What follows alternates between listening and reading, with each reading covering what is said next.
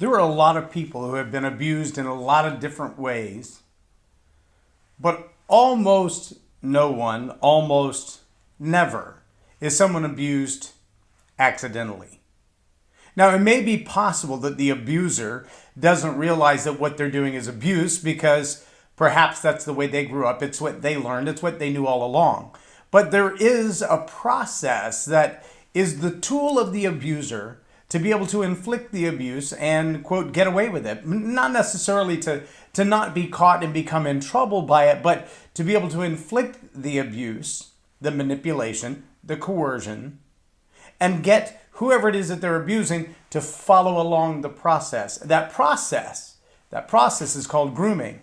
And it requires desensitization at various levels in order to be effective. And that's what I want to talk about today.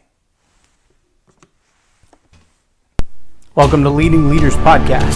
5-minute videos, 5 days a week. I'm Loren Norris with Leading Leaders Podcast. Now, I grew up in a home with a stepfather who was verbally and physically abusive. I grew up knowing some of those signs and symptoms, although obviously as a kid I couldn't identify any of them. I had no idea what they were or how they worked. Unfortunately, some of them became so ingrained in my own mental process that when I was 10 years into my marriage, I began to hear some things from other people, from outside sources, that led me to believe I might be repeating some of those processes unknowingly. Now, you've heard me talk on Leading Leaders Podcast about belief systems. Those are those deep layered things in your subconscious mind. In the subconscious mind, those belief systems move at a rate of 40 gigabytes per second, where your logical brain, your reptilian brain, only thinks at about 2K per second. I'll let that settle in for a minute, the difference in the speed. We're talking about the Autobahn versus a parking lot. The amount of things that run through your mind in a subconscious speed versus the things that you intentionally take time to think about. And when you understand that those things in your subconscious move so fast, you often emotionally and psychologically react to them with no time to think at all.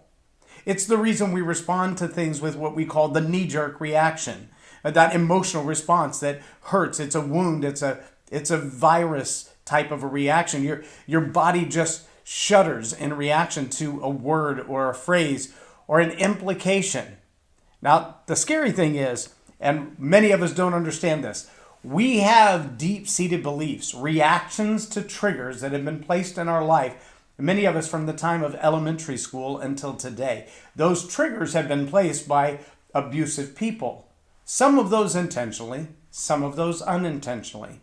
Now, if you've ever been sexually molested, if you've ever been raped or abused sexually in any kind of relationship, you know those triggers are there. Not just the triggers that were used by the abuser to get away with what they did, but the remnant of those triggers even today. And when someone trips one of those triggers, you react with the same level of anger, frustration, and fear, all mixed together. Trust me, I know. I too was a victim at one time.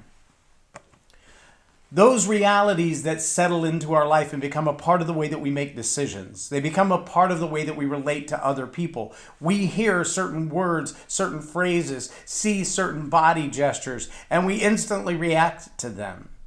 And those triggers, generally speaking, sit deep inside all of us at some level or another. But here's the really frightening thing.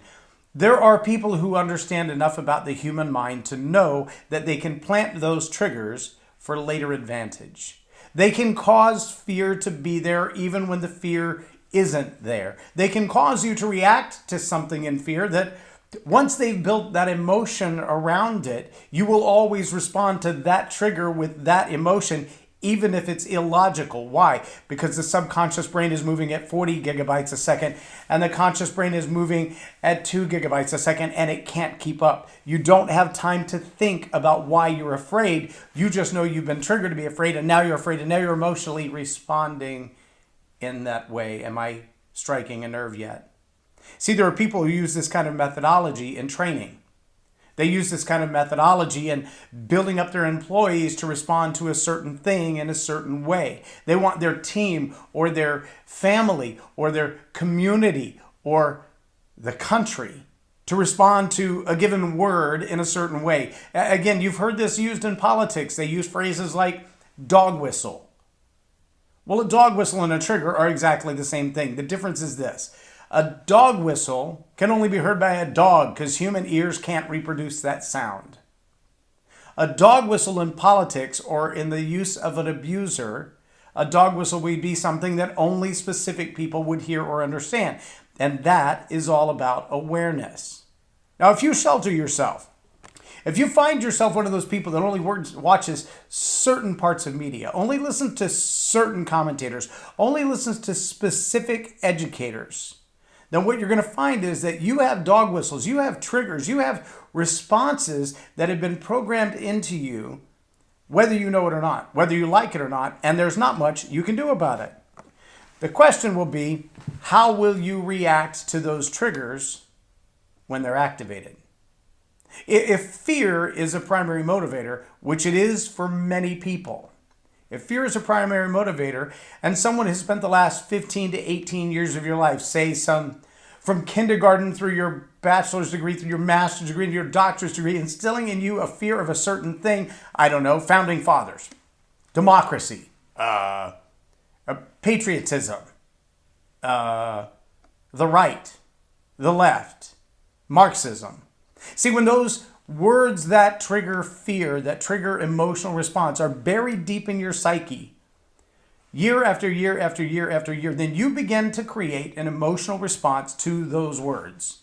When you just hear that word, you recognize that sound, you know that voice, you hear that name, immediately the emotional response comes up. Now, you've probably heard said, in the psychology of sales, no one buys logically. No one buys logically. A good salesman knows that. A good salesman knows that no one buys logically. So what does that mean? That means for a good salesman, in order to make the sale, close the deal, and move along in the process, you've got to figure out what are the emotional triggers of the buyer, that you want to connect the buyer's emotional triggers with the product or service that you're offering them so that you can trigger that emotion in a positive way when they think about the results they're going to get from the thing that you intend to sell them. Whether you're selling them a new car or you're selling them a new class or you're selling them a new service like hairs or nails or plumbing or roofing, it doesn't matter what you're selling them. If they feel themselves in the beneficial side of having bought what they are being offered, then the feeling of the euphoria achieved by getting it, that's the most important part. Ask yourself, is $1,400 really going to change your life? Probably not. Even if you got a family of four, is $5,600 really going to change your life? Probably not. It might rescue you out of a small hole today, but it's not life-changing kind of money. But the tax debt that comes along with it, all the money that's being sent overseas, and all the money out of the 591 pages worth of the bill that you do not get any say in where it goes or who gets it, well, all that's attached to the emotional response you have to whether or not you get a $1,400 payout.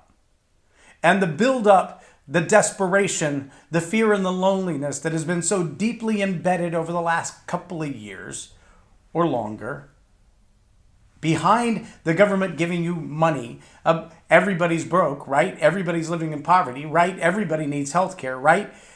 Businesses are shutting down left and right. The unemployment rate, the economy is a mess. Well, we need to get money. We need to get money from the government. We need to get help somehow. But $1,400 isn't going to fix it. As my friend Bruce Carter says, money won't fix it.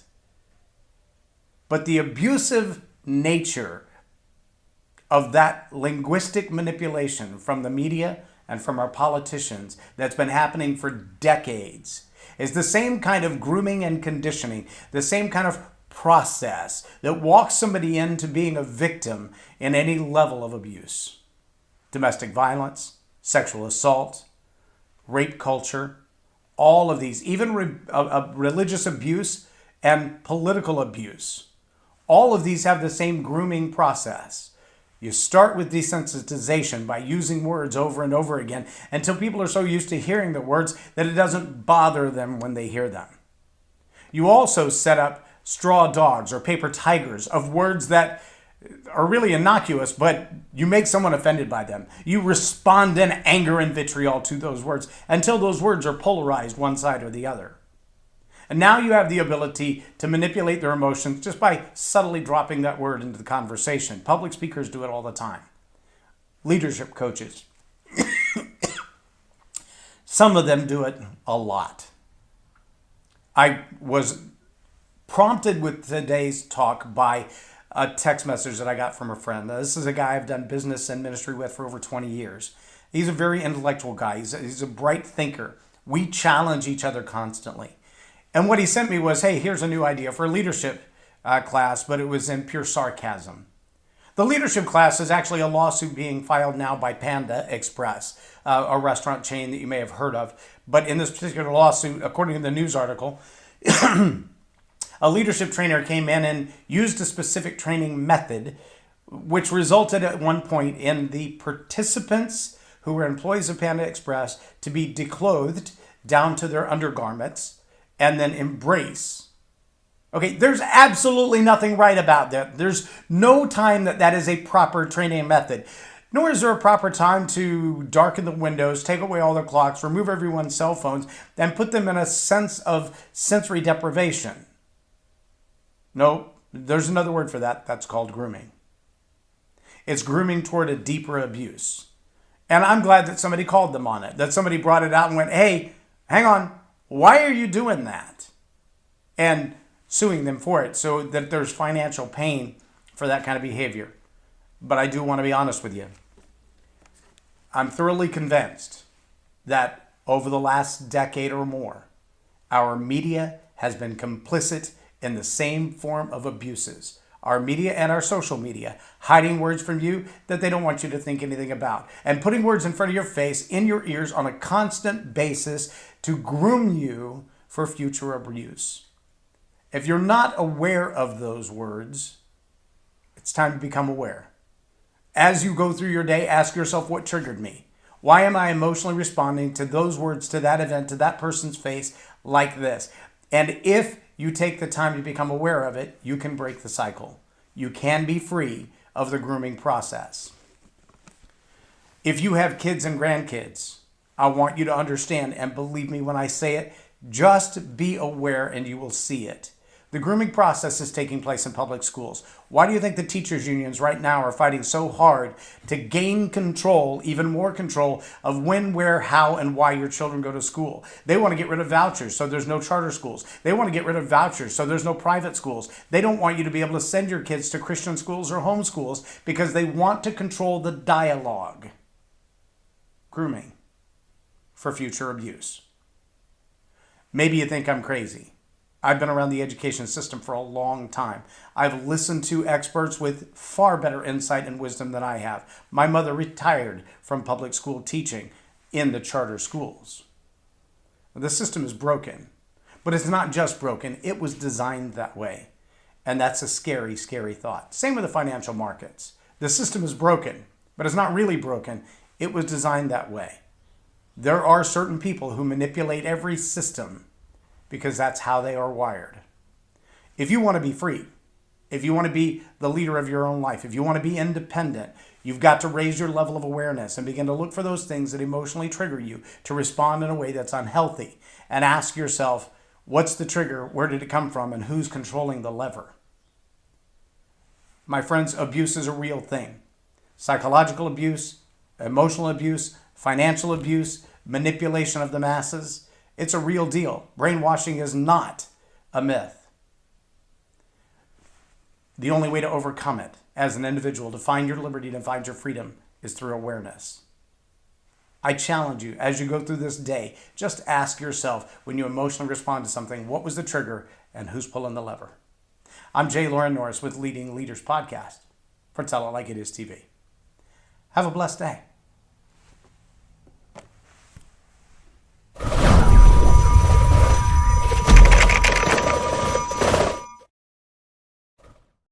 Subscribe now for our extensive video library of leadership lessons promoting faith, family, and freedom.